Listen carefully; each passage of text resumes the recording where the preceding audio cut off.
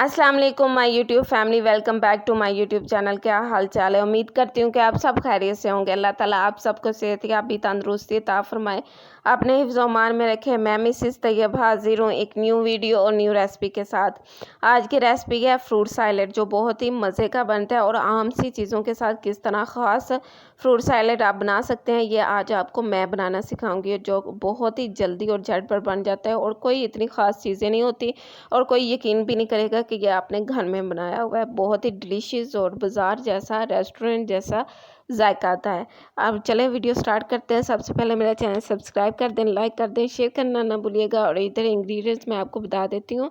ये मैंने अनार लिया है, जो कि वो खुद बीमार है। मतलब ये अनार लग ही नहीं रहा कि खून पैदा करने के लिए इसको खुद खून लगने वाला है।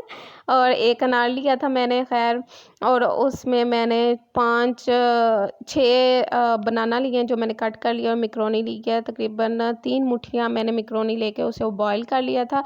और 1 पाव मैंने अंगूर लिया है और 5 से 6 मैंने मीडियम साइज़ के सेब लिए थे, एप्पल लिए थे, जिनको मैंने कट कर लिया है। और इधर अब मैं आपको बनाना सिखाती हूँ। इसमें मैंने 6 चम्मच फ्रेश क्रीम ली थी तकरीबन, और 10 टेबल स्पून मैंने इसमें मैक्रोनी डाली है। और अब इसमें मैं शुगर ऐड करूँगी, जो सालन वाला डोंगे वाला चम्मच होता है ना, वो तकरीबन और इसमें जो सालन वाला चम्मच होता है ना, सालन डालने वाला, वो वाला चम्मच मैं 1.5 चम्मच डाल रही हूँ।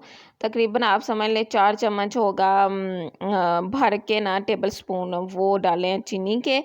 और नमक मैंने 2 पिंच यानी कि 2 चुटकी नमक डाला है, और 2 चुटकी मैंने काली मिर्च डाली है पीसी हुई। अब इसको मैं मिक्स करूँगी, और ऑफ कैमरा मैंने मिक्स किया है, मैं क्योंकि ख़ुद बना रही हूँ तो मुझसे एक हाथ से नहीं था हो रहा।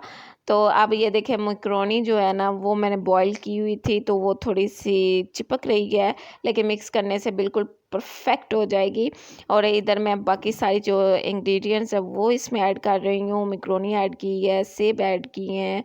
अब दूसरी चीज़ें जैसे कि अंगूर और क्या कहते हैं उसे, आप इसमें और भी चीज़ें डाल सकते हैं अगर आपके पास अवेलेबल है। मेरे पास नहीं थी, मेरे पास जो फ्रूट था मैंने वो ही डाला, और बहुत ही टेस्टी और झटपट बन गया था और सबको बहुत पसंद आया था।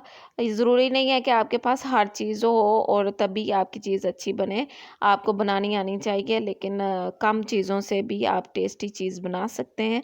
और आप ज़रूर ट्राई करना, और इंशाल्लाह आपके घर वालों को लाजमी पसंद आएगा और लाजमी आपकी तारीफ़ करेंगे, और आपके अब्बू आपको इनाम भी देंगे।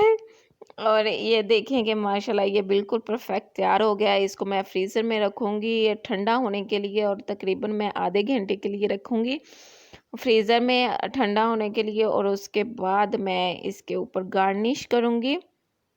गार्निश मैं करूँगी बादाम की और किशमिश की, और मेरे पास इतने ही पड़े हुए थे, और लेकिन ये भी बहुत मज़े के लग रहे थे। आप किशमिश डालें और बादाम डालें कट करके, आपके पास और भी कोई ड्राई फ्रूट है तो आप वो भी डाल सकते हैं।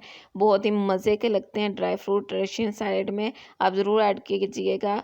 और यही चीज़ें जो है ना, यही चीज़ें मुझे ज़्यादा मज़े की लगती हैं रशियन सैलेड में।